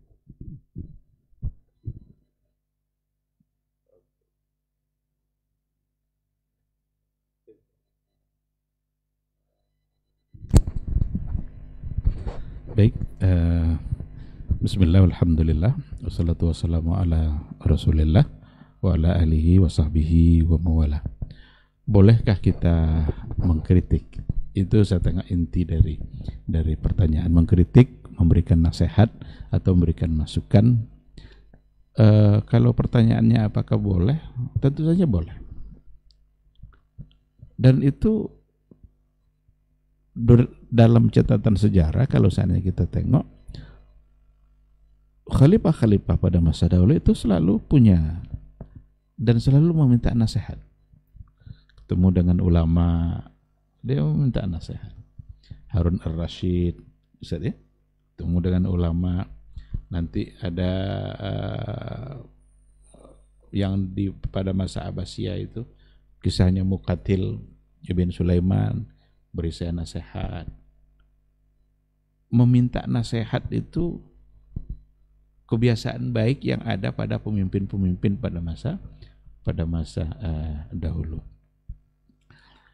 Dan memberikan nasihat bagi pemimpin, memberikan masukan, itu juga bukan sesuatu yang aib, bahkan harus dibanggakan. Umar bin Khattab, siapa yang tidak kenal dengan Umar? Siapa yang tidak kenal dengan keadilan pada kepemimpinan dia? Semasa beliau memimpin, nampak sekali keadilan dirasakan oleh masyarakat. Tapi ketika ada satu kali dia keliru, malah diingatkan oleh seorang perempuan, itu soal mahar. Ketika itu Umar bin Khattab ingin membatasi, kalau nggak salah seperti itu, ingin membatasi mahar. Tiba-tiba ada seorang perempuan yang memberikan masukan, ya Umar, apa hak kamu untuk membatasi ini? Allah saja tidak membatasi. Jadi kalau seandainya seorang pemimpin kembalinya kepada Allah, acuannya adalah Rasulullah SAW, lalu mendapatkan nasihat atau masukan dari rakyat, justru itu adalah sesuatu yang membanggakan dia dan membuat dia semakin bangga dengan rakyatnya. Abu Bakar ketika diangkat menjadi khalifah, itu pesan pertama dia. Itu pesan yang disampaikannya. Luruskan saya kalau seandainya saya berada pada jalan yang tidak benar. Orang yang kuat di tengah-tengah kalian bagi saya adalah lemah. Tapi orang yang lemah di tengah-tengah kalian bagi saya adalah kuat. Apa yang membuat seperti itu? Al-haq, kebenaran, tauhid. Nah, oleh karena itu boleh untuk memberi masukan, boleh untuk memberikan kritikan. Tinggal lagi bagaimana cara untuk menyampaikan sebuah masukan, menyampaikan kritikan. Karena ya tentu tidak semua orang yang bisa untuk menyampaikan secara berhadap-hadapan. Pada orang-orang yang diberikan kesempatan oleh Allah untuk menyampaikan nasihat kepada pemimpin, berikanlah mereka nasihat-nasihat yang benar-benar berangkat dari sama dengan yang tadi itu, keinginan luhur. Itu berangkat dari niat yang baik. Jangan memberikan masukan justru yang enak didengarkan oleh pemimpin. Berarti dia memberikan masukan untuk kepentingan diri dia. Dipuji sana, dipuji sini, padahal yang dipuji itu tidak betul. Yang pada akhirnya nanti dia mendapatkan keuntungan dunia dia. Nah, orang-orang yang kalau memang sudah punya kesempatan untuk memberikan masukan itu, maka luruskan niat. Kembalikan kepada Allah. Berikanlah masukan-masukan yang benar-benar untuk kemaslahatan yang akan dirasakan oleh rakyat. Mereka dengar atau tidak dengar itu soal lain.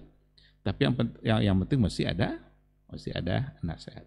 Bagi kita yang barangkali atau bagi sebahagian yang tidak berpeluang langsung untuk memberikan nasihat, kita masih memperbanyak doa-doa baik untuk para pemimpin. Semoga hatinya dikuatkan oleh Allah, diberikan kekuatan oleh Allah untuk menegakkan kebenaran, dihilangkan oleh Allah semangat untuk berbuat tidak benar.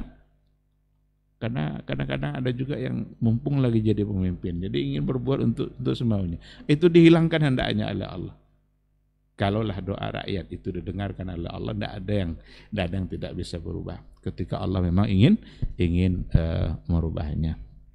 Jadi memberikan kritikan, memberikan masukan itu pada dasarnya justru menjadi sesuatu yang baik, dan tinggal lagi mengatur cara.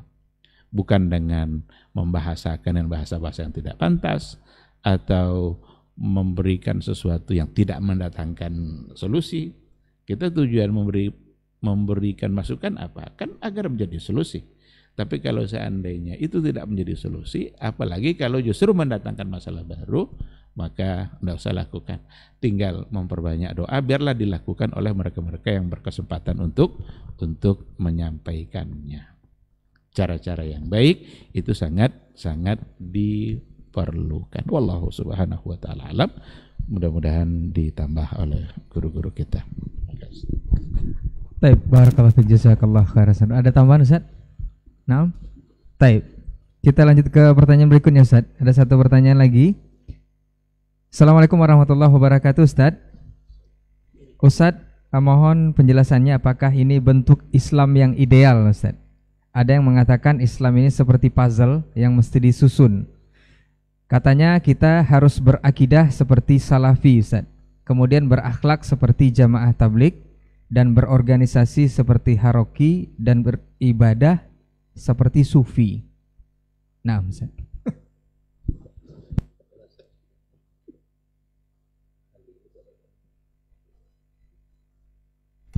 Bismillah wassalatu wassalamu ala rasulillah wa ala alihi wa sahbihi wa man walah wa ba'du. Saya kira tadi sudah habis pertanyaan, maka saya bilang tidak ada tambahan. Oleh sebab itu kembali pertanyaan pertama tadi, boleh mengkritisi karena betul kita mengikuti as-salafus salih. Ya memang ada yang bisa disampaikan langsung, ada yang tidak bisa disampaikan langsung. Jadi oleh sebab itu sehingga nas-nas yang datang kepada kita tidak ada yang diabaikan. Hadis-hadis Nabi tentang bila ada man kana bainahu wa baina amiri syai' falyakhlu bihi wa liyakhuz biyadihi. Ini termasuk hal-hal yang tak bisa disampaikan secara terbuka. Tapi kalau seandainya ada hal-hal yang sifatnya tidak akan mengundang ekses dan implikasi yang lain yang langsung bisa diperbaiki, maka orang yang hadir di waktu itu bisa langsung menyampaikannya. Dan ini sering terjadi di kalangan para sahabat yang mulia. Bahkan kepada Nabi sendiri, para sahabat juga menyampaikan, bertanya ke Nabi dulu, ini wahyukah atau pendapat atau sekedar strategi? Kalau sudah wahyu, sudah habislah, sami'na wa ta'na. Tapi ketika dijawab oleh Nabi, ini barra'yun wa makidah, ini hanya suatu pendapat dan hanya suatu strategi, maka kata sahabat, tidak izin. Kalau gitu ada pendapat yang lebih bagus, seperti kasus Khandaq, ketika kasus perang Badar, dan masih banyak yang lain. Tapi kalau sudah perintah Allah, tidak perlu dibahas lagi. Yang kedua, kita kadang juga sebagian gulu pula antara membiarkan dengan antara yang keras yang tidak bisa ditakir, yang tidak bisa diinikan. Akhirnya yang keras langsung apapun akibatnya yang penting nampak, sehingga menjadi cara untuk menarik simpatisan massa kaum muslimin. Ujung-ujungnya justru menimbulkan fitnah bagi mereka yang menurut mereka tidak ada mengingkari sama sekali, sehingga dituduhlah para ulama sebagai umala'us salatin. Dan ini yang dijawab oleh Syekh Al-Utsaimin rahimahullah ketika ulama-ulama tidak ada menasihati pemimpin, katanya. Kata beliau, apakah ketika saya sampaikan menasihati pemimpin harus saya umumkan kepada masyarakat? Kalau saya umumkan, apa gunanya saya sampaikan secara rahasia? Kalau harus saya umumkan setiap menasihati, apa gunanya saya sampaikan secara rahasia? Karena ada efek daripada disampaikan kepada umum itu. Kalau misalnya, apalagi di zaman hati akidah orang hari ini banyak yang rusak, kalau diikuti apa yang disampaikan oleh ulama, nanti tertuduh pula datang lagi isu-isu kritikan. Sekarang zaman bebas orang mengkritik dimanapun. Pemerintah mau saja diatur oleh syekh, oleh ulama. Dianggaplah lemah. Dan pemimpin itu sangat lebih tinggi egonya daripada seorang yang berilmu. Ketika dikatakan patuh pada ulama, datang egonya, nanti akhirnya dia membenci ulama setelah itu. Atau sebaliknya, kalau dia tidak menerima nasihat ulama tersebut, kata syekh, nanti orang-orang yang tidak suka pada pemimpin itu, dasar tongkol katanya, dasar tidak mau diatur, dasar tidak mau dinasihati. Sudah berdaun lidah ulama, nasihatinya tidak juga diikuti. Akhirnya mereka pun membantah dan membangkang pada pemerintah. Jadi ada hal-hal yang bisa disampaikan secara langsung ketika kita hadir, dan ada pula yang wajib untuk tidak disampaikan secara umum. Kemudian kalau ada pada ulama yang kita tidak tahu, maka kita tidak boleh langsung menuduh mereka tidak ikut menasihati. Karena ini juga jadi fitnah luar biasa di kalangan orang-orang yang semangat tinggi. Ya, dia suka ulama itu orator semua. Ulama tidak semuanya orator. Sebagaimana ulama tidak usah. Ada ulama yang jago ngajar, ada ulama yang jago khutbah. Jadi tidak bisa semuanya dilakoni olehnya. Ada yang pemberani, ada juga yang tidak pemberani. Ada yang lancar kita berbicara dengan orang-orang tertentu, ada yang tidak. Maka uzur mereka ini kan sifatnya fardu kifayah, kecuali dia hadir di waktu terjadi pelanggaran itu. Oleh sebab itu kita wajib berbaik sangka kepada para ulama kita. Wajib berbaik sangka kepada ulama kita. Yang kedua, kalau sudah dilaksanakan oleh yang lain, tentu gugur dari yang lain pula. Wabillahi taufik. Nah, kembali kepada permasalahan atau soalan yang kedua, kenapa tidak seperti main puzzle saja? Dia berakidah seperti salafi, kemudian beribadah seperti atau berakhlak seperti jamaah tabligh, kemudian berorganisasi seperti Ikhwanul Muslimin atau Sururiyin, atau kemudian beribadah seperti orang sufi. Ini seolah-olah agama itu belum selesai. Karena ada hal-hal yang bisa disampaikan secara Sama juga dengan orang yang mengatakan kalau nak jadi ahli sunnah di Indonesia, mazhab fikihnya Syafi'i, akidahnya Asy'ari, tasawufnya Ghazali dan Junaid al-Baghdadi, kemudian tarekatnya Naqsyabandi. Itu Syazili nak diletakkan di mana, Tijani diletakkan di mana? Ini ada sama, ini pemikiran yang karena kita dilahir di masyarakat yang keilmuannya serba kurang. Ini lebih di akidah, lupa pula berakhlak. Ini masya Allah di akhlak, masya Allah. Tapi akhlak ijtihad dia sendiri, bukan berdasar syar'i. Lembut, di saat keras lembut juga. Di saat lembut harus keras dia. Ya, lembut kepada orang pelanggar, tapi keras kepada orang yang istiqamah. Ya, mohon maaf, sebagian saudara-saudara kita yang disebut tadi mungkin secara akhlaknya lembut, tapi ketika berhadapan dengan orang istiqamah dengan akidah keras luar biasa. Sebutlah misalnya saudara-saudara jemaah tabligh yang lembut-lembut untuk bilang itu, atau orang sufi yang lembut, tapi berhadapan dengan orang salafi bisa dia duduk, dia akan keras. Jadi ini adalah permainan syaitan untuk memecah belah kita. Makanya kaum muslimin tidak benar kalau kita di sini ini tidak. Tapi yang benar adalah berakidahlah seperti Nabi, berakhlaklah seperti Nabi, beribadahlah seperti Nabi, bermuamalahlah seperti Nabi alaihissalatu wassalam.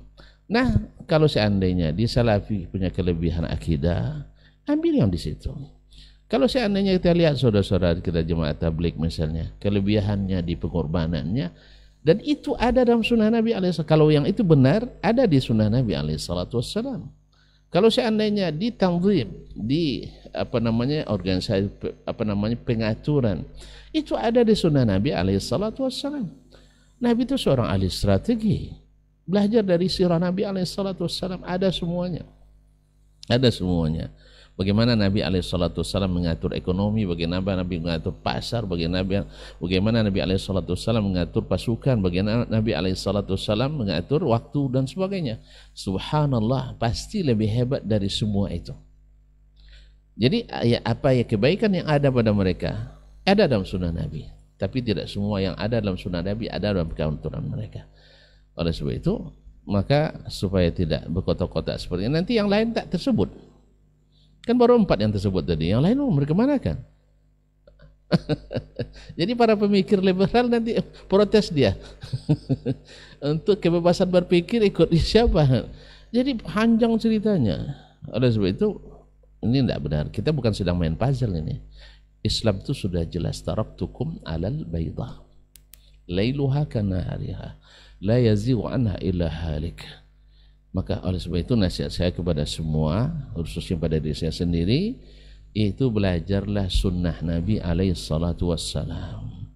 Belajarlah sirah Nabi alaihissalatu wassalam. Jangan seperti sebagian kita, sirah itu hanya untuk TK dan SD katanya. Enggak, sirah itu sampai untuk profesor wajib selalu belajar sirah. Wajib, doktor harus belajar sirah. Anak S1, S2, S3 wajib belajar sirah. Karena sirah itu kalau di SD hafal-hafal nama, hafal angka aja kita, belum meresapi. Bahkan sudah S3 pun kadang-kadang belum meresapi sirah Nabi alaihissalatu wassalam. Oleh itu belajar sunnah Nabi alaihissalatu wassalam.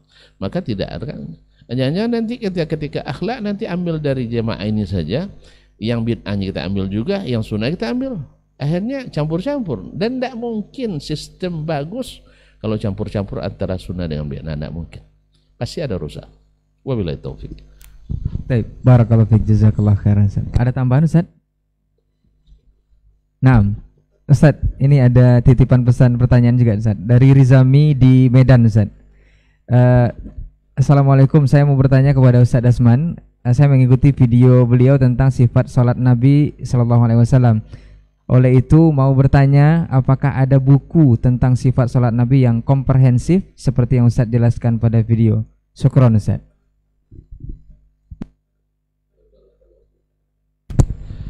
Sebenarnya kalau buku tentang sifat salat Nabi sudah banyak ditulis oleh para ulama, baik secara independen tersendiri ataupun secara dimasukkan dalam bab-bab hadis atau dalam bab-bab fikih.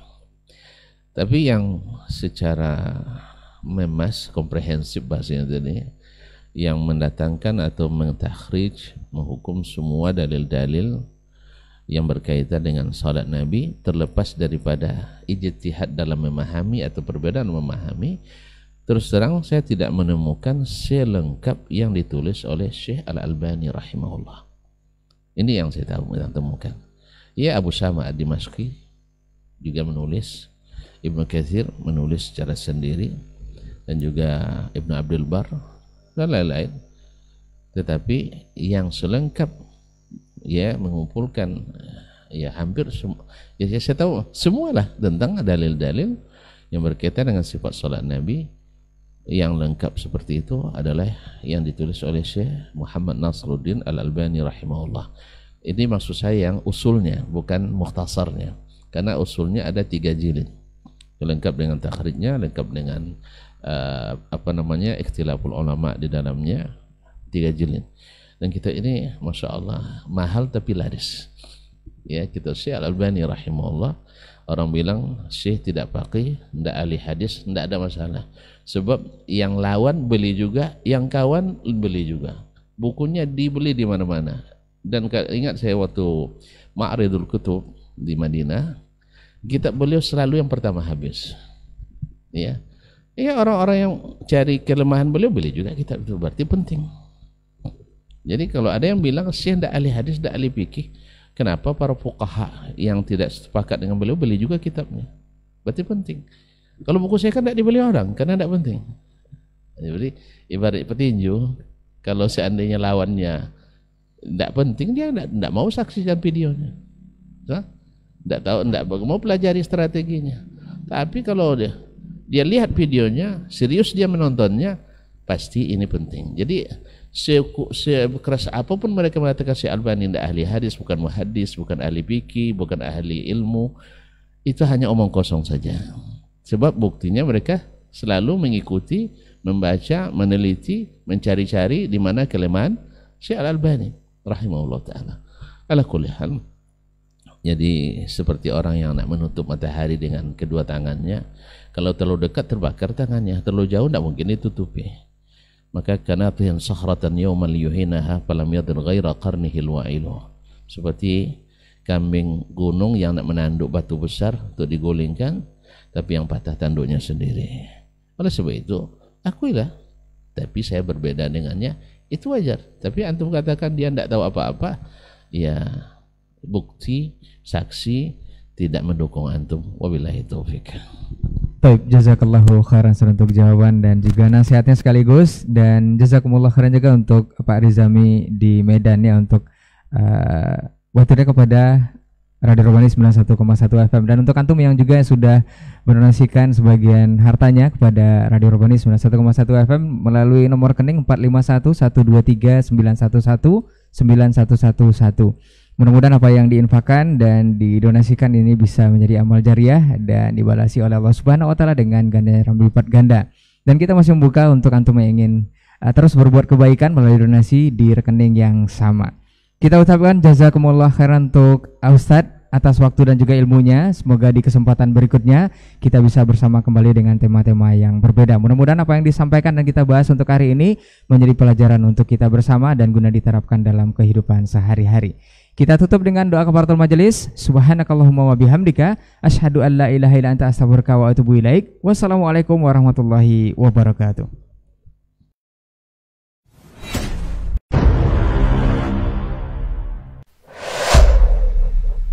Dunia dan seisinya ini bagi Allah tak sama nilainya dengan sebelah sayap lalat.